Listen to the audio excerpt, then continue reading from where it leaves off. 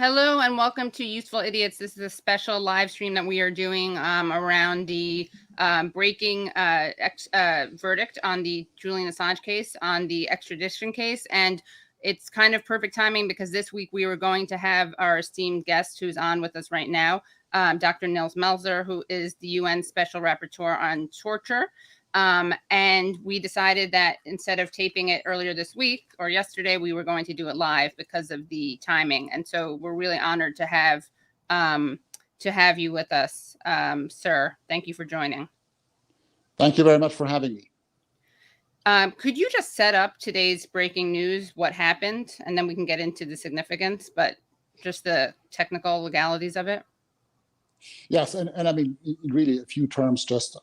Since 2019, so roughly 2.5 years, Julian Assange has been in detention in a British high security prison after having been expelled from the Ecuadorian embassy, where he had spent another 7 years before. And on that day, when he was arrested, the US made an extradition request that was amended several times, but basically covers 18 charges, 17 of which are espionage charges, and one is a so-called hacking charge. So what's going on in the last 2 years is an extradition proceeding by the US asking for Assange's extradition from the UK. And what we've had in January this year, so almost a year ago, is the first instance decision, which basically confirmed the legitimacy of the US's attempt to criminalize what Julian Assange has done in publishing secret national security information that proves, torture, war crimes, and corruption, and basically is really in the public interest and is very problematic because it's just a basic form of investigative journalism. So the US trying to criminalize that under the Espionage Act, the British court in the first instance confirmed that being legitimate. The only reason they refused for the time being, at the time, Julian Assange's extradition was his medical state of health, and that they said the US prison conditions would be oppressive given his mental state of health. Now, what has happened today is that the appeals court, the US has then appealed that decision, and the US has now won that appeal. The appeals court has confirmed that, in fact, the US should have been given an opportunity to give guarantees regarding the treatment of Julian Assange, which the US has done in the meantime. And given those guarantees, the appeals court in the UK has determined that Julian Assange can be extradited to the US. So what's the chronology of what happens from here? Well, it's difficult to predict with any form of precision, but there's still some legal remedies that remain. There is a Supreme Court in the UK, just as there is in the US, the third instance court, which can or cannot, you can decline to hear an appeal or can accept to hear an appeal. But given the issues that are at stake, which basically is, are the US guarantees sufficient or not, or are they credible or not, it's very unlikely for the Supreme Court in the UK to say, oh, that's all nice, but we don't believe the US, right? Because the US still is a rule of law country, so democracy is a close ally. So if the US government makes a solemn, commitment to give certain guarantees, the UK government and its courts are bound to believe them. The only legal remedy that has some prospect of success, in my view, is the final appeal. Once all of the remedies in the UK have been exhausted, they can still try to go to the European Court of Human Rights. It's an international court based in France, in Strasbourg, that could then still block that extradition. Is there a way to look at this as not bad news? In other words, he was going to linger in British prison for as long as this question remained unresolved. And really his only hope at this point is to be acquitted in an American court. So is there a way of looking at it that, yes, this is terrible that they made this decision? We would obviously like for the British to step up and refuse this extradition request. But given that was not likely to happen, I mean, is there a way to look at this as, well, it's time to prepare for the actual trial, and maybe there's some hope there? Honestly, I don't think so, because I don't see any way that Julian Assange would be, prosecuted and pursued by the US government, investing tens of millions of dollars for a decade, and then to get him all the way over to the US just to acquit him. I mean, they're not going to do that. I mean, and you know, I know this sounds strange because you're thinking, well, this is the independent decision of a court. But everything I've seen investigating this case, you know, for over the past decade, in no court of law have the procedural rights and the human rights, the basic constitutional rights of due process of Julian Assange ever been respected. It's been systematically violated at every stage of every proceeding in every jurisdiction, because all those governments, they're colluding. They have the same interests, which is to set an example, threatening other journalists, you know, such as yourselves. You know, if you ever get a USB stick, if I gave you a USB stick, I don't have one, just to make that clear.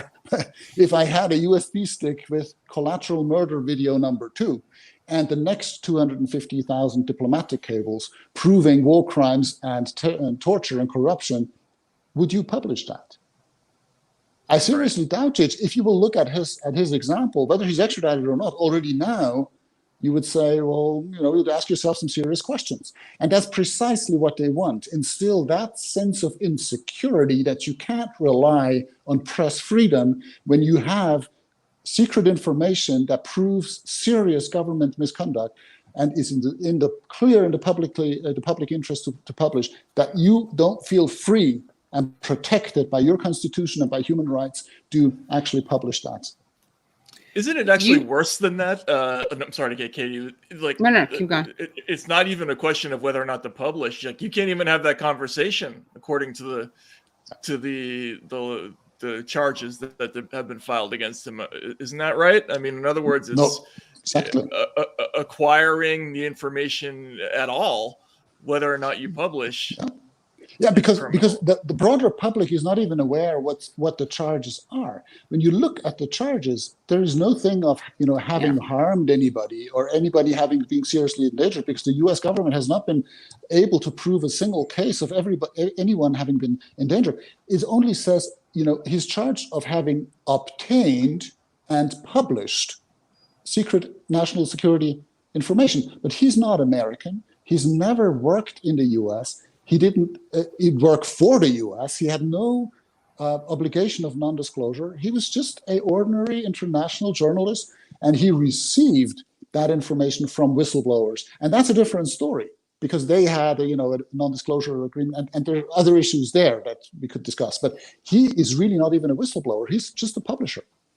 And so you're absolutely right. So if he asks questions, and he's basically accused of having, when he asked, do you have more information or something like this, that this would be instigation and conspiracy in espionage, which basically means you can be an investigative journalist as long as you're not asking any questions. Now, try to be a journalist any amount of time without asking questions. Right. And go ahead, Katie. I'm sorry. No. If you want to wrap, I have something slightly different. So if you want to. No, it's just in other words, the conspiracy to even ask about national defense information. Incidentally, what is national defense information? Have they defined it? Is it necessarily classified information?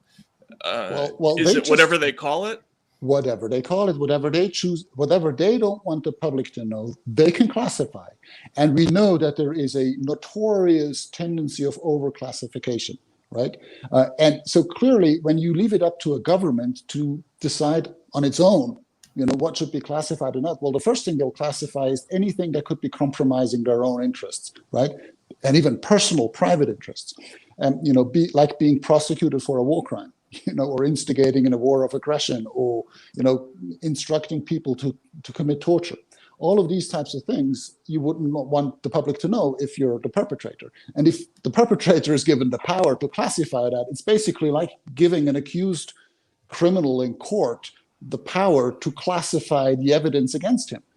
And, you know, that's not the purpose of secrecy and confidentiality. There is a legitimate space for diplomatic, you know, negotiations in confidence and so on, but does not mean that you can withdraw these things from the rule of law.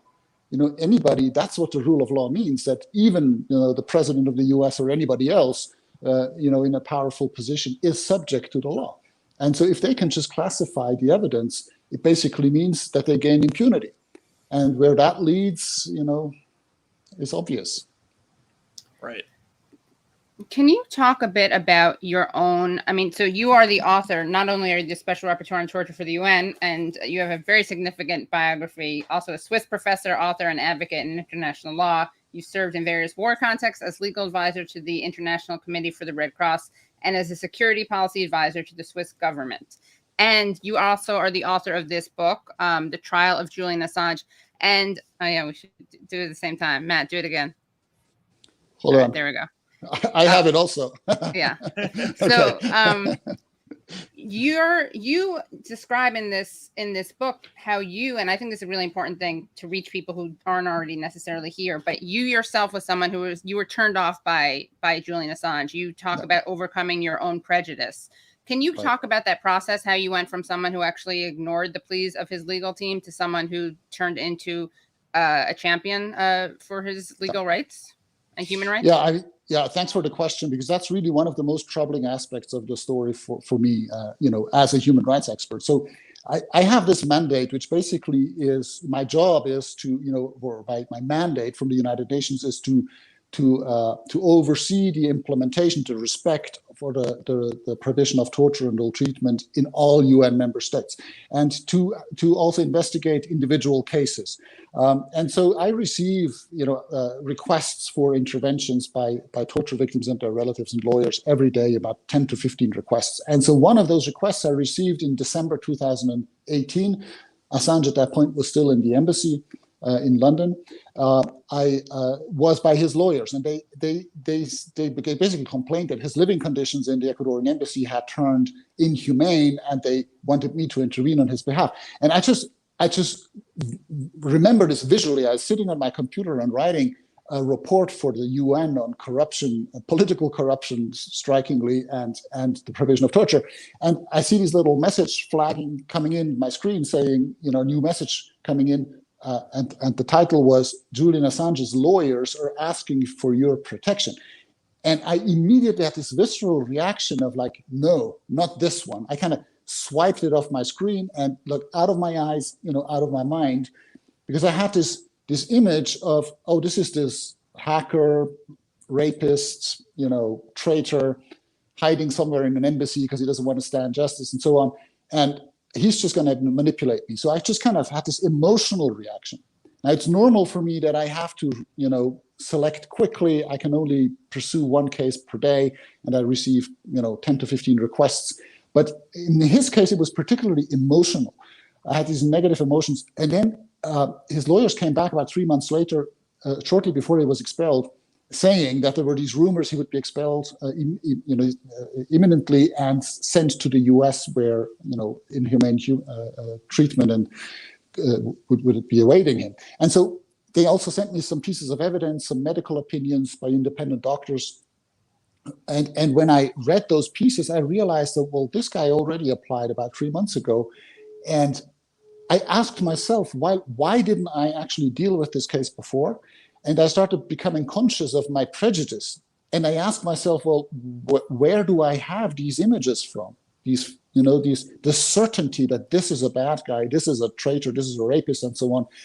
And I realized that I had absorbed this basically from public reporting over a decade, almost passively, unconsciously.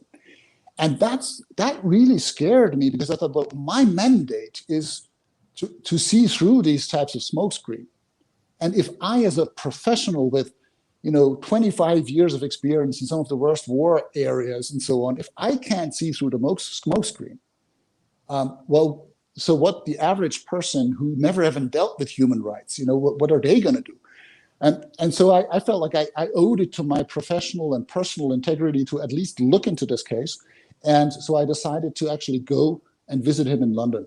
And I first wanted to visit him in the embassy. When I announced it, I think they got cold feet at the UK government and the Ecuadorians. So within 3 days, they expelled him in a very hasty, approach to make sure that to establish the facts on the ground. I think my announcement that I wanted to come and visit him may have accelerated it. I know for a fact, and today we have the evidence that this had been planned for months ahead, but they were speeding up the process when I announced my intention to visit. So I got to visit him, but only once he had been arrested by the British and was already in Belmarsh prison in London in May, the 9th of May, 2019. How damaging was the DNC leak to Assange's ability to rally sort of establishment liberals to his cause? You talk about this a little bit in your book. Did you notice a change in the way that people dealt with you, dealt with him? Yeah, well, I mean, I got involved only after this, but when I investigated the case, I saw that the way he was perceived in the public changed dramatically after the DNC leaks, but especially the way that the DNC leak story had been told by the Democratic Party, right? Because clearly the Democratic Party had a big interest in kind of making all those problems disappear that had come up to the surface through those leaks. And so they had a vested interest in changing the narrative and finding someone else to blame.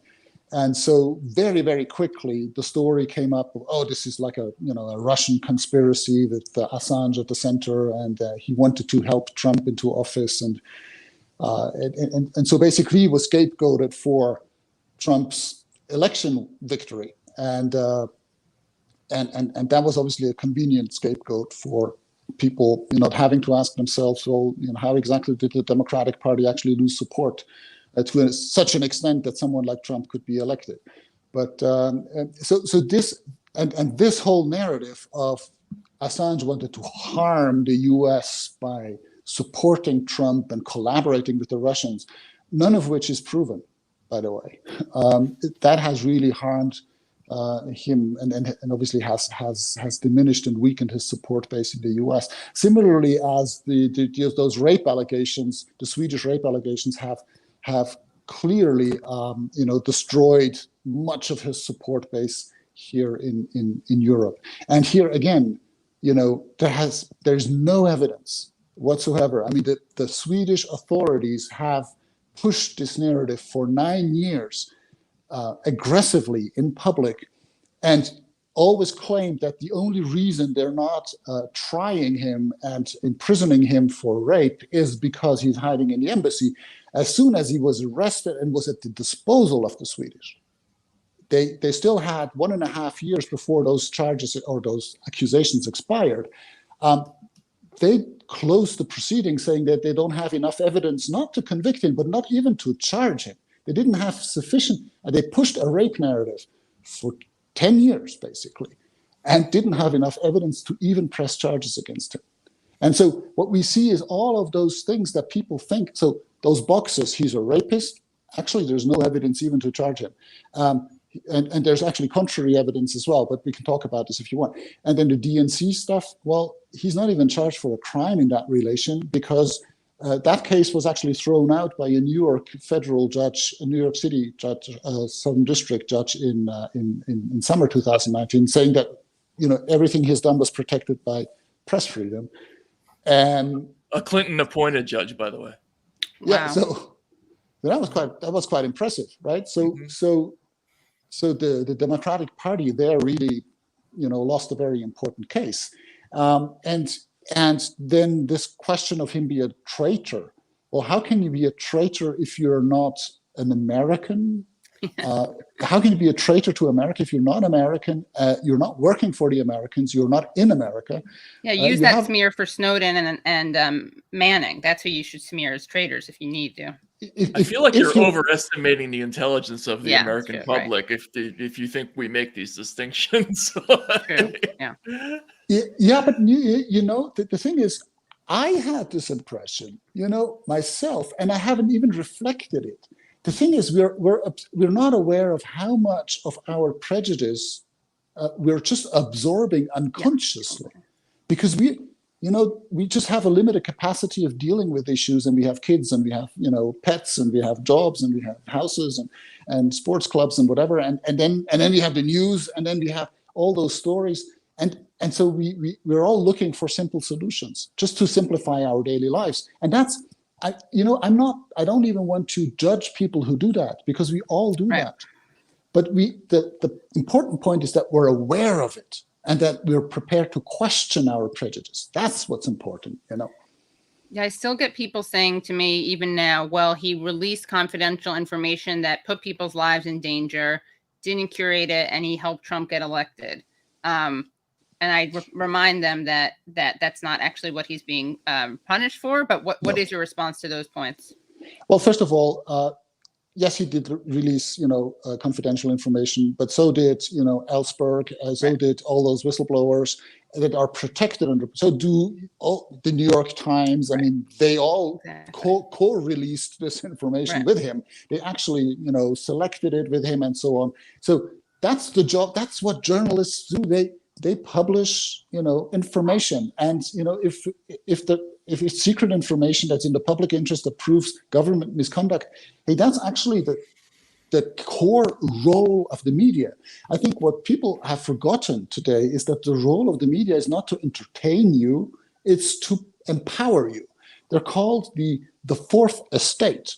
That's the fourth power after the government, the parliament, or the Congress, or whatever, and the judiciary. You have the press. They're overseeing how those other three powers are working, and when there's misconduct, they inform the public, so that democratically, the base of the country, the people, can actually use their democratic rights to correct it. That's the role of the media, and that's exactly what Julian Assange and WikiLeaks have done. And so I think it's very important that we're aware, that we're asking ourselves, why exactly is he in prison? What exactly did he do wrong? And then if they say, well, he helped Trump being elected. Well, okay, I'm not a friend of Trump's, because he wanted to bring back torture. Remember, he said, like, I'm going to bring back waterboarding and much worse. I mean, how can I in my function be supportive of Trump? I'm not. But I just observed that he was an official candidate for the presidential election 2016, and half of the country voted for him. I mean, are they all criminals because they supported him? No, that's the point of an election. You're supporting one candidate, and he didn't even have a vote. I mean, Assange didn't have a vote, but any journalist has the right to prefer one of the candidates. I'm not even saying that he did, but I say even if he did, well, so what's wrong with that? If you put up this person as a legitimate candidate, well, then guess what? He can be elected, and some people can prefer him over the other. There is no entitlement of the political establishment, like Hillary Clinton, to be elected.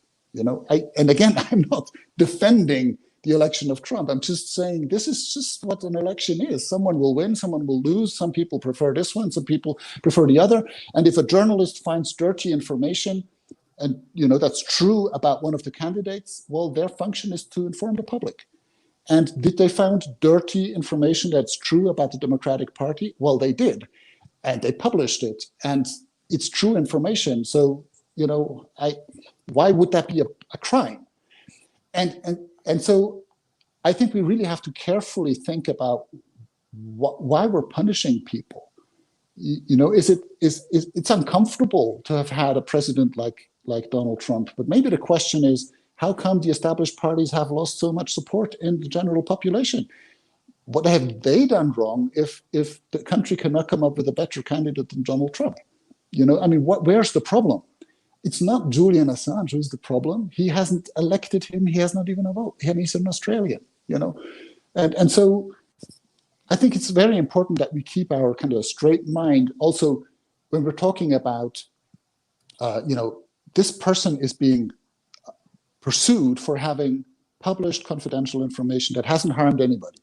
There's no evidence at all. Maybe it could have, theoretically, but there's no evidence that it did.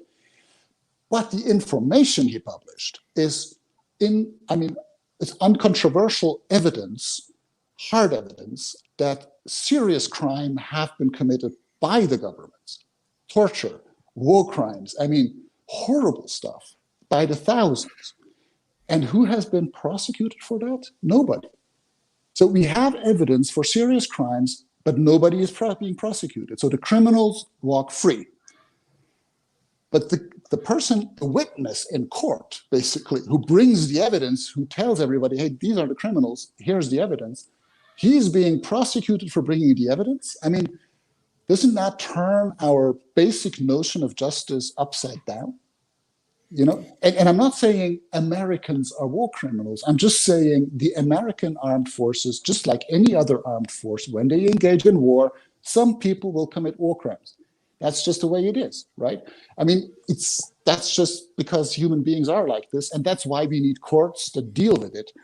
And here I really feel that's so scandalous about this case, that telling the truth about crime becomes criminalized, while committing crimes, you enjoy impunity. Yeah. And for those people just tuning in, we should just remind people that today the English court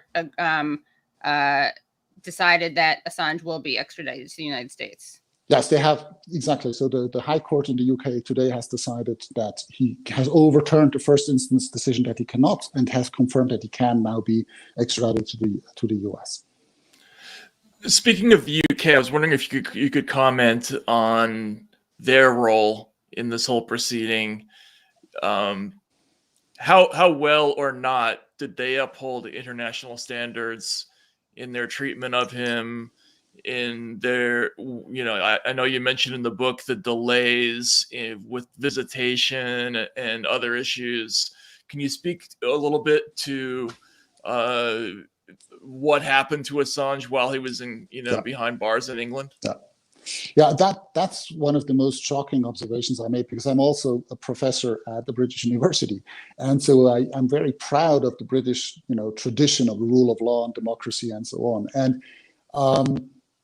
and the separation of power and all of those democratic principles. So when he was arrested, I thought, like, yeah, maybe, before I visited him in prison, I thought, well, okay, maybe he's not well. We'll make a medical assessment, and then we'll make some recommendations to the UK. But the UK is a democracy; it's a rule of law country. I'm sure, they will give him a fair proceeding, and he won't be extradited to the US, because it's obvious that the prison conditions he would be exposed to are inhumane and unacceptable from a human rights perspective. So I was really shocked to see that the day he was arrested, they immediately brought him to trial, not for a detention proceeding, but he was actually tried. He had his trial on the day he was arrested from the embassy for a crime that he was accused of having committed 7 years earlier, which is the crime of bail violation, when he took asylum in the embassy. And he was convicted on that very day. So, I mean, imagine you've been locked up in an embassy for 7 years, you're being pulled out without advance notice, no proceeding, no rule of law proceeding, no defense, nothing. You're being pulled out of that embassy. He must be under shock. And he's pushed immediately before a judge and tried and convicted that very day. And the judge insulted him in public court, as being a narcissist, that he has only his, egotistical self-interest in mind. But Julian Assange had not said anything during the whole hearing except, I plead not guilty. So on what basis is the judge openly insulting the defendant? I mean, it displayed a level of bias that, you can't do that as a judge. Then the next thing is, as soon as the US requested extradition, they appointed a judge to actually preside over that proceeding. And her husband had been exposed by WikiLeaks in more than 30 cases. So, I mean, there's a clear conflict of interest. You can't do that, And after about a couple of months, then she was replaced by a different judge. But that goes on and on. Both of them have really weird last names, neither here nor there. But it's like, in order to oversee this case, you have to have a very hard to pronounce last name. Anyway. Yes, absolutely. Yeah. So but then also what happened is that he was in extradition detention. This is not, I mean, he's not serving a sentence. He is actually just being secured. So in case the US wins his extradition case after a couple of years, he's not, taking asylum somewhere or escaping otherwise. But you don't put someone who's non-violent, who's not serving a sentence, in the toughest high security prison of the country in Belmarsh, which is called the Guantanamo of Britain, where he is basically, in danger inside the prison. I mean, he has to be isolated because he's together with, heavy criminals. So why would they do that? Because if you look at another extradition trial that happened in the UK, was Augusto Pinochet, the previous dictator of Chile, who had been accused of crimes against humanity, torture, murder. I mean, serious stuff, not journalism. But he was not put in prison during the extradition proceeding. For 1.5 years, he was, being accommodated in a noble villa. He was visited by Margaret Thatcher, and so you can see someone who has been accused of real, serious mass crimes. He's being treated like a gentleman. And Julian Assange, who is non-violent and who has only conducted journalism, he's being isolated to an extent that it was impossible for him to have sufficient contact with his lawyers to prepare his defense. Because he was exposed to a Swedish proceeding, to an extradition proceeding by the US, to a bail violation proceeding by the UK, and also a Ecuadorian proceeding regarding his belongings that had been confiscated in the embassy when he was arrested and just handed over to the US without any rule of law considerations. So all of this, you can't handle that from an isolation cell. With 5-minute phone calls with your lawyer. You have to sit down with a lawyer, and there is no legal basis to keep him in a high security prison. All they can do is really house arrest. But again, all of this, consistently you can see that his due process rights are being violated at every stage of every proceeding he's ever been exposed to, and no legal remedy ever works in his favor. And mistakes can happen even in the most perfect democracy and rule of law country. Courts make mistakes. We're all human, right? But that's why we have superior instances that can then correct that. That never happens in his case. They always find some kind of an excuse of why his rights don't apply in this case. And there's an extradition treaty between the UK and the US, and there isn't a provision in that treaty that explicitly prohibits the extradition for political offenses. Now, what's the quintessential political offense in law school is espionage. That's the example. As always, the political offense. You can never extradite someone for espionage. And the UK and the US agreed in their treaty that that's prohibited. Now, it was a no-brainer for his defense team to say, here's the treaty, it prohibits this extradition, you can't extradite him for espionage charges.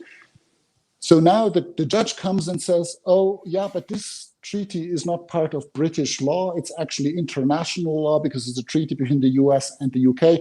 And I, as a British judge, can only apply English law. And it's some kind of a weird, nonsensical argument. It's what I call juridical acrobacy to basically come to an absurd conclusion that a treaty concluded between the US and the UK government doesn't apply between the US and the UK government in this case.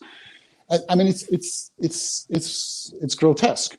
And this we can see throughout this proceeding, these types of weird interpretations of, when they have an international treaty where the English text would prohibit Assange's extradition, they actually go and look at the French translation, whether they can there pick a word that you can interpret differently in French than in English, and then they translate it back differently into English than is written in the English version, and then they apply that to this case. Seriously, this is the type of things they do.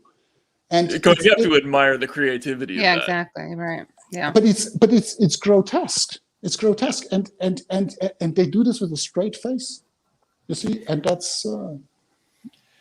Are you surprised at all by the kind of disinterest in the case among sort of the American press? Like, I get that a lot of American reporters don't like Julian Assange, but the inability to see the consequences of this case for them personally going forward, does that surprise you at all? It surprises me a little bit. Well, it did surprise me in the beginning. By now, I'm used to it, but I thought, like, look, hey guys, this is about your rights. I mean, it's really about you. It's not even about Assange. I mean, yes, it's about Assange for Assange and his family, but that's a few people in the world. For all the rest of us, it's about you and your rights and your kids. I mean, seriously, if telling the truth becomes a crime, I mean, what kind of world are we living in? I mean, what are we going to tell our children? Don't tell the truth because it's a crime. If you see something bad happening, just lie about it and pretend everything's okay, because otherwise you're the bad guy. I mean, what kind of world are we going to live in? It's really weird. I suspect, though, also that if you look at the truth of the Assange case, I mean, it's just a tip of the iceberg. It's like a keyhole to look into a parallel universe where we see into the reality of how international relations are really being conducted. And once you start realizing this, things become really complicated, because it's not just, oh, this is the bad guy, this is the hacker, this is the traitor, this is the rapist. So we have the scapegoat. He helped Trump become the president, so we don't have to ask uncomfortable questions about ourselves. So what do we do? I mean, how do we correct the reality as it is, that basically governments do as they please and give themselves impunity through their classification and secrecy system, and they persecute anybody who threatens this? So how exactly are we going to change that? That becomes complicated. Also, how are people who claim to hate Trump and hate Assange because of how much he allegedly helped Trump? I don't understand how they're not upset that Joe Biden is now siding with Donald Trump over Obama, because Obama stopped. He knew that there was the New York Times problem, right? That if he went after Julian Assange, he'd ultimately have to say, well, if it's so bad to publish that, then it was bad for the New York Times too, right? So he kind of puts the brakes on. Then we get Trump in, and he and Pompeo go full court press, right? And now all these people who call Trump Cheeto Mussolini are siding with Biden, who is siding with Trump. And why is Biden siding with Trump over Obama? And can he be shamed? Like, what can be done now? Because your background, you're a very objective person, and you describe in your book how you become kind of an activist. Yeah. You're forced into that because and even your book is part of your activism, because no one is paying attention. So what can be done? Can anyone be shamed into not being Trumpian? Are we supposed to pressure the international court you were referring to? Should Britain be pressured? What should be done for those activists out there who want to save this man's life? Well, first of all, I think, I'm not even an Assange activist. I'm just an activist for justice and the rule of law. I mean, it's very basic stuff. Yes. And press freedom. I mean, and so, well, I think the truth is, Obama is often idealized, but in fact, I mean, he was the one who was relentless in persecuting whistleblowers, and he is the one who decided not to prosecute anybody for torture and all those war crimes and stuff. I mean, he tortured some folks. Yeah, we tortured some folks, right? I mean, seriously, and even in the war crimes tribunals that the Americans helped establish for Yugoslavia and Rwanda and everything, and Nuremberg and Tokyo, the U.S. pushed for a rule that said that a commander or a civilian superior or a military commander who prevents the prosecution of his subordinates for war crimes becomes a war criminal himself. That's a rule that was pushed by the U.S. in all those war crimes tribunals. Well, that's exactly what Obama has done. So I think we have to be quite realistic that Obama decided not to prosecute Assange at the time because he didn't know how, but also he didn't pardon him. Right. Of course, exactly. And he also used the Espionage Act like 13 times. Yeah, and he was a big droning fan, and so I'm more saying this because I think I'm not a huge Obama fan at all, but to me it's just a shocking hypocrisy and shows how thin the rhetoric is. Like, this is your guy, people. This is the constitutional law professor who you love because he's an intellectual. He's not Cheeto Mussolini, and yet this route is the Cheeto Mussolini route. Trying to wake up the blue check libs out there. Absolutely. Well, I think they're just as reliant. Any administration, I guess, since Kennedy or so, has been so much reliant on the CIA and the intelligence community and their interests. I think Biden, he plays that same game. I mean, I don't think he can afford, politically to let Assange off the hook, because, well, there's Hillary Clinton, who probably won't forgive him, and you're better placed to analyze, the American environment.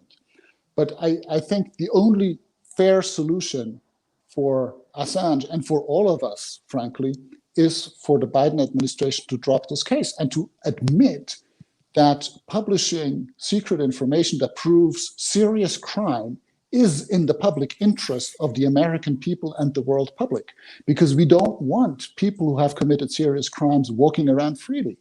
Nobody. Why should rapists and torturers and murderers walk around freely? We don't want these types of things, and that also gives legitimacy to a government and to the armed forces and the police forces and the CIA and so on, if their criminals are being prosecuted and filtered out. But if that no longer happens, what does the US then stand for? What does the Biden administration stand for when he persecutes this man who is too frail to even attend his appeals hearing in the UK? I mean, he couldn't even through video link stay concentrated long enough to watch that hearing. And he's a very intelligent man. He was so strongly medicated for his medical state of health that he couldn't even follow those proceedings. How can we even discuss to extradite him to the US, where a mammoth proceeding in Alexandria at the espionage court is awaiting him? I mean, and without the support of his family, I mean, that's just the humanitarian bit. And then the question, and why again is he in the prison in the first place? Because he's a journalist? I mean, seriously, he's an inconvenient truth teller. But what's inconvenient really is not he, it's the truth. So let's deal with it, Unbelievable. Katie, we should let him go probably, okay. Right? Yeah. Yeah. Or perhaps maybe I one can more just question. Yeah. Oh yeah. Go ahead. Go ahead. Well, one more question is, this is really scary because you write in your book that you visit. So spoiler alert. Our guest goes to visit Assange, determines he's been tortured, and that is your lane. You're an expert in that. So you are the special rapporteur on torture, and you are reluctant to look into this. So you had no skin in the game to determine that. You go visit him, and as you're leaving, he says, "Please save my life." And then you write, "During our conversation, he made it absolutely clear that he would not be extradited to the United States alive. In view of what awaited him there, this was a rational decision," he had said. And so the decision of the British court was that because of this, right, they basically are saying it wouldn't be safe. Then the US appeals and says, no, we'll make these assurances, which are not assurances because he still could be put in solitary, right? So can you just kind of leave us with what a guide, because this is so urgent and this is a man's life, what do you want people to do? Well, I just want people to look in the mirror and say, what did I do to prevent this from happening when I still could?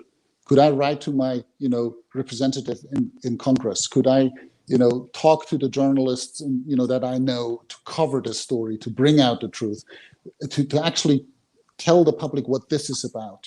This has to be stopped because, yes, it's about Assange, and I'm convinced that he will find a way of committing suicide to prevent his extradition to the US. And frankly, I understand, because he's not going to get a fair trial at a secret court in Alexandria, where no one has ever been acquitted, and no one even knows what the evidence is because it's all classified. Seriously, I mean, is that a fair trial? No, that's what we hear from, authoritarian states. I mean, seriously, how much worth is your right to know about what your government is doing with the power you give to it when you elect it, and the money you give to it through your taxes? How much worth is to you your right to know what they're doing with that power and the money?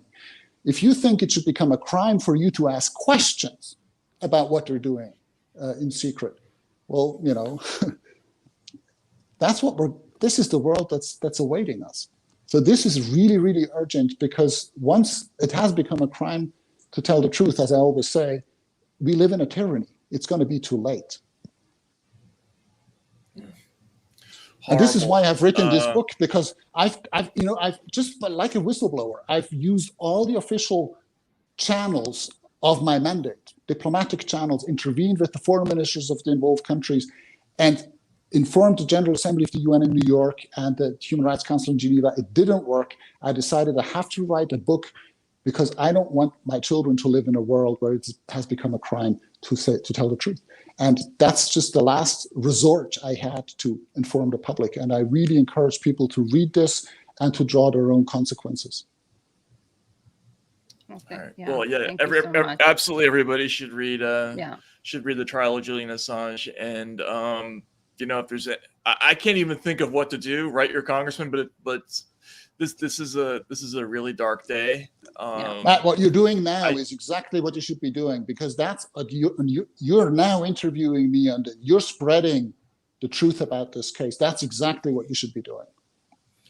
Well, thank you very much. Yeah. Well, thank you for coming on. We'll do everything we can, and good luck to you. Thanks, and thanks, Katie. Thanks, Matt. All the best to you. Yeah, you take care. Thanks. Bye. Bye.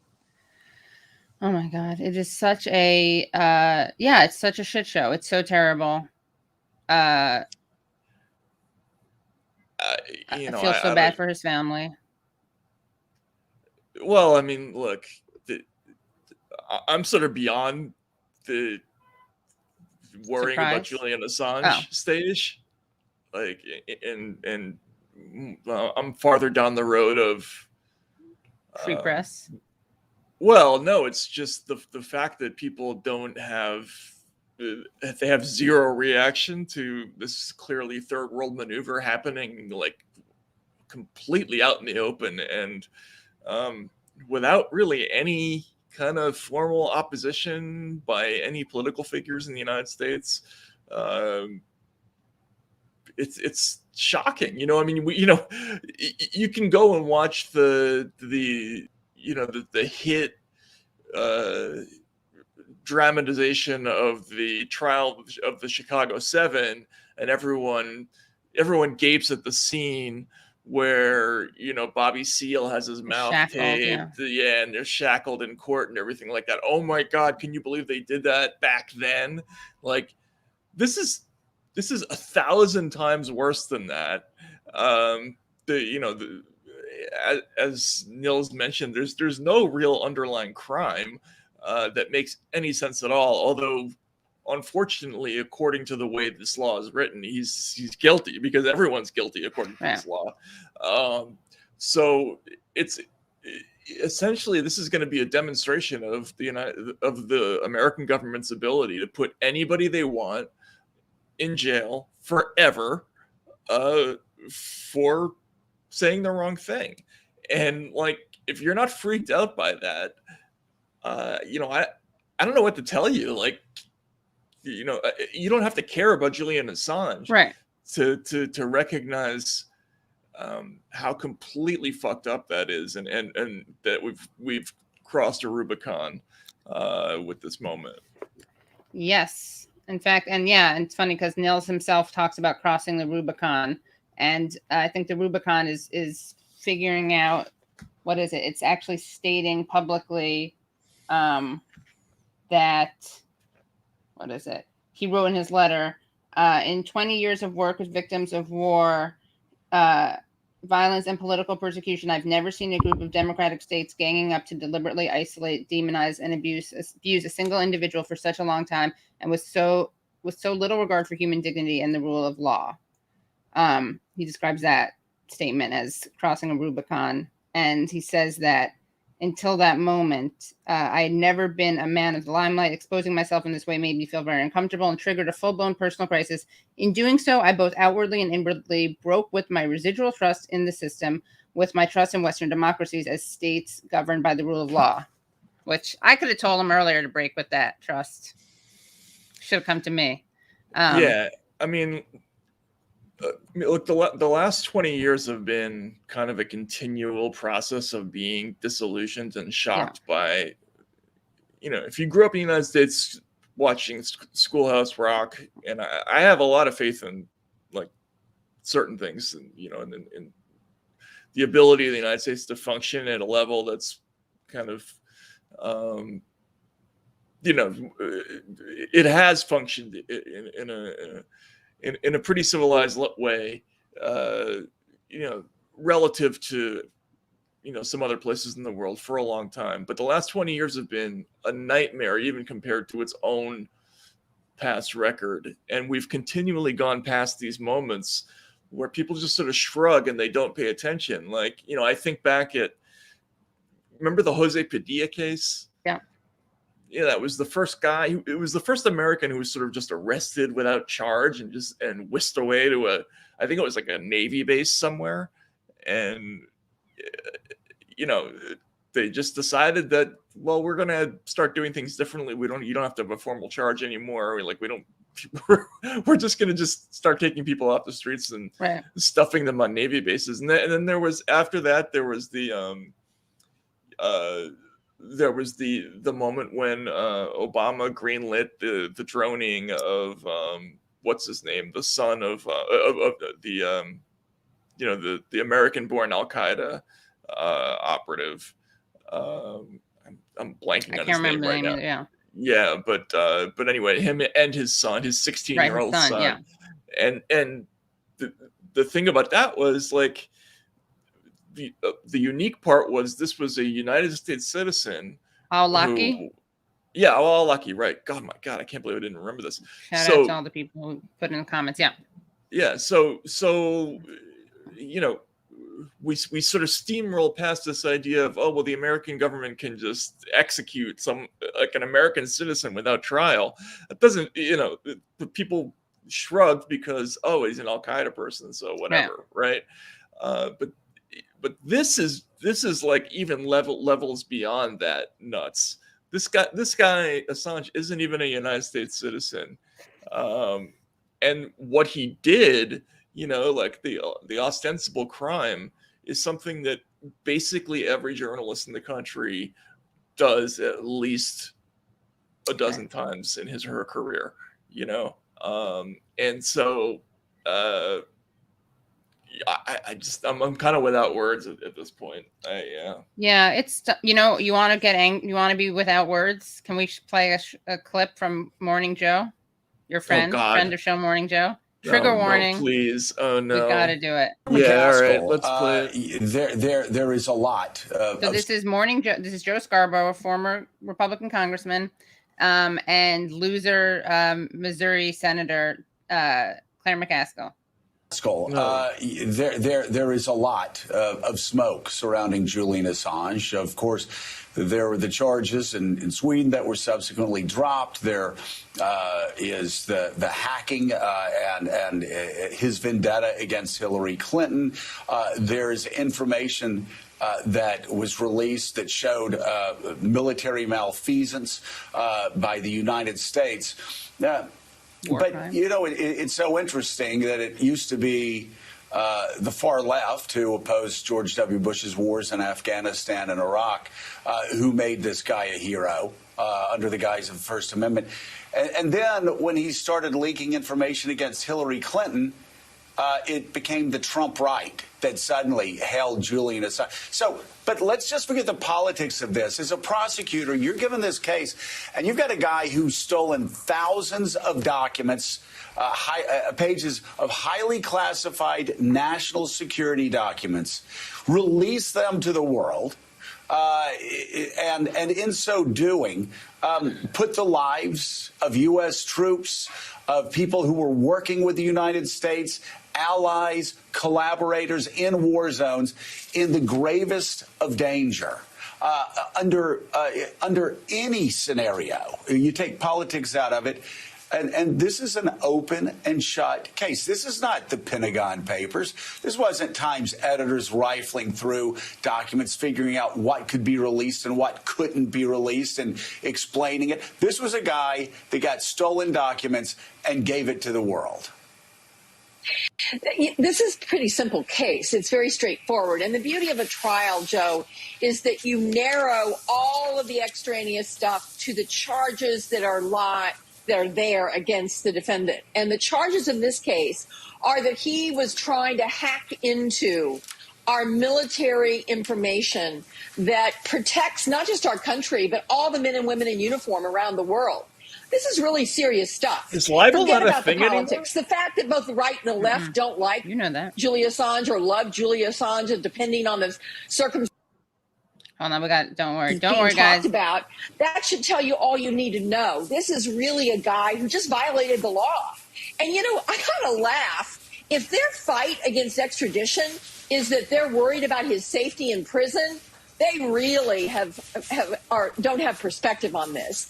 There are lots and lots of people who go to federal prison who have done really worse things than Julian Assange, and they are protected in prison. I don't think he needs to worry about whether or not he'll be safe in prison.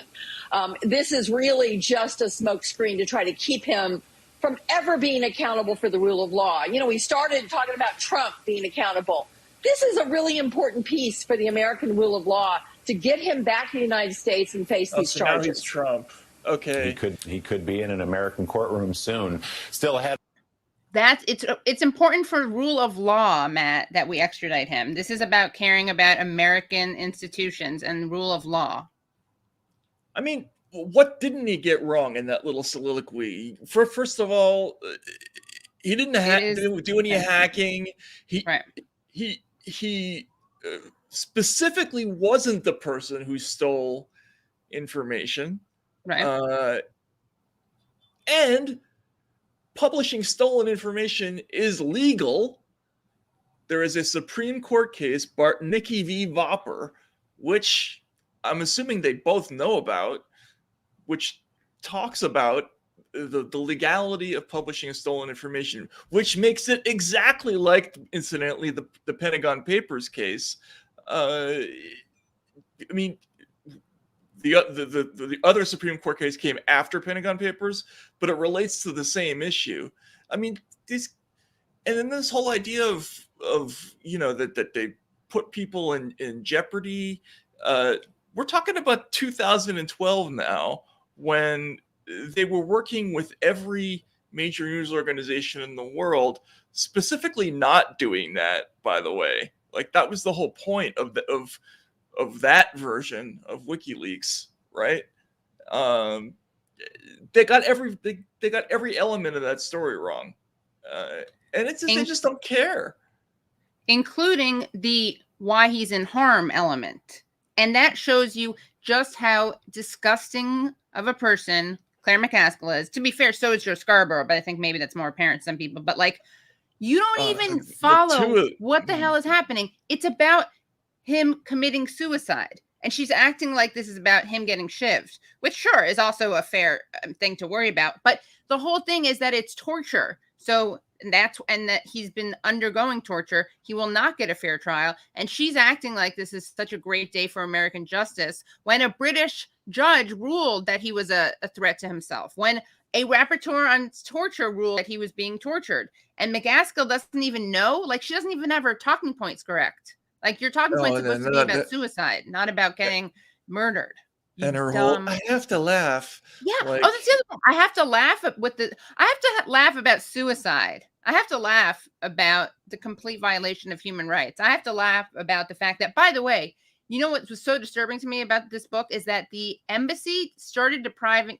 This seems maybe not like not a big deal, but the embassy took away his shaving kit, which I think is so significant, because basically they wanted him, when he was going to be dragged out of the embassy, they wanted him to look like a madman. And so he did have that big beard. And I know that maybe shouldn't matter, but optics matter. And I remember, I mean, I was viscerally, I was disgusted by it, but he did look like a kind of a madman. And that was all intentional. Like, this whole thing has been such a great ick factor, as you refer to it, such a great hit job and smear job of this guy. And it is so disgusting.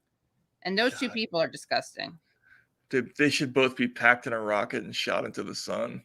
Honestly. I'm glad you said that, because I didn't want to say anything. But I feel like that's too comfortable. That's like instant death. They should be doused in chum and fed to bears. I mean, that's, I think, a better direction. Now we're going in the better direction. Yeah. Komodo dragons, maybe. First, they need to be quizzed on all the things they got wrong. They need to have all the things that they got wrong explained to them, so they know. as the Justice Department source that I called once to ask why the government hadn't interviewed Assange about the Russiagate case. Why ask him questions? He'll just lie. So That's what he said when you yeah, asked? yeah. So Wow. so I think the same thing applies to these two.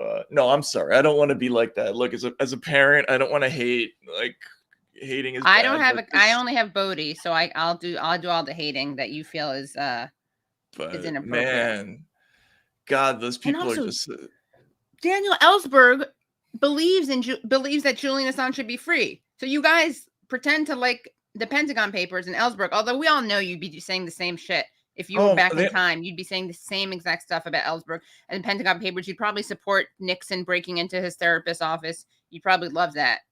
what I mean, Sociopath. that whole aspect of it, like, look, this is the era that put out the movie The Post, Yeah. so sort of the worshipful biopic about the heroic journalists who stood up for the Constitution Right. during the Pentagon Papers episode, and they're the same ones who were like,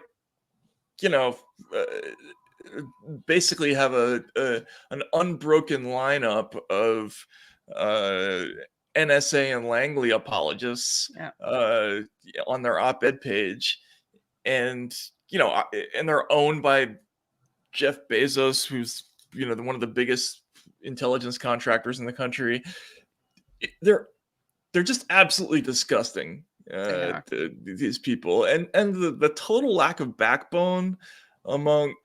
I just can't get over how disgusted I am about the journalism community, because I get the people who don't like him. Like, I have some good friends who really don't like him for a variety of reasons that have to do with the way he comported himself at WikiLeaks, the way he treated his relationships with some of his employees there, the way his relationship with Chelsea Manning. Like, there's stuff, right? If you don't like him, but not death penalty stuff. But it's not even about him. Again, this is about, like,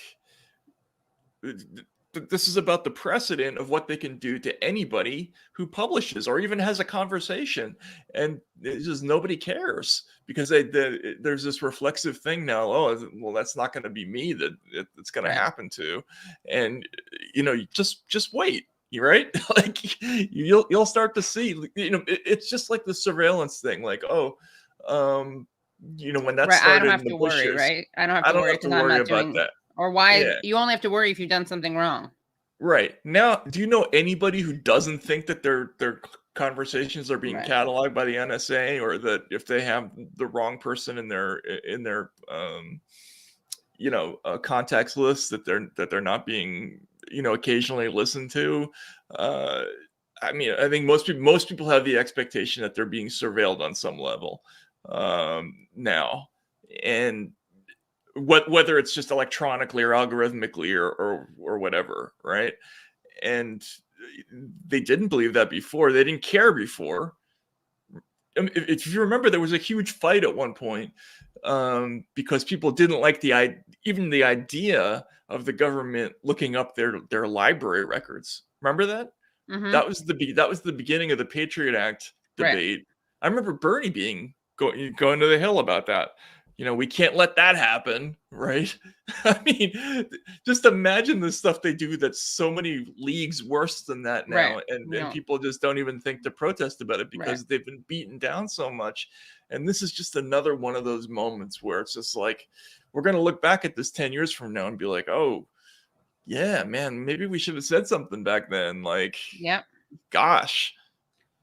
Maybe we should have said something when we had our stuff looked through, when we were like visited him in the embassy, right? As happened to journalists at the Washington Post. Oh, well, the Washington Post. I mean, please. God. Those are the people. No, and I'm not going to say it. No, what? Those are the people. What? Those are the people who should be sent to the hungry bears? Well, yeah, something like that. Yes. Yeah. Well, what were we going to say? Those are the people who. Those are the people who. No, it's not a safe space. It's live. I can't say this. So anyway, all right. Can you modify it? Maybe like a lighter version of it. Let's just say those are the people who should be having suicidal thoughts. Oh, okay. Yeah. Yeah. Like, I don't know. I just can't anymore. Anyway, all right. Well, on that happy note, thanks for tuning into this special edition of Useful Idiots. We have to debrief And one thing very what's quickly. that? We got to do this for our Substack only people. Okay. Can you talk? This was the very important thing, but now, all right. So guys, if you're watching this live, this is so exciting because you got to see this whole thing. But if you're not watching this live, you're going to want to become Substack subscribers because there's going to be, what are we going to give them, Wilson? What do they get if they're Substack subscribers? They're going to get what? An exclusive conversation where Matt details his Joe Rogan experience. Yes, right. And a little Katie Halper dad appearance. Right, which is possibly more important. Yeah, definitely more important. Yeah. Will he find his shoes? That's true. We're going to have to do an update next week. Yeah. Yeah. So, and obviously to do that, you just go to usefulidiots.substack.com and also usefulidiots.substack.com. And make sure you subscribe to this channel so you see all these videos that we put out. So you press subscribe and then you press the bell. And thanks, Wilson. Thanks, everyone, for tuning in. Free Assange, free Assange, free Assange, free Assange. And see you on Monday. Bye, everyone. See you Monday.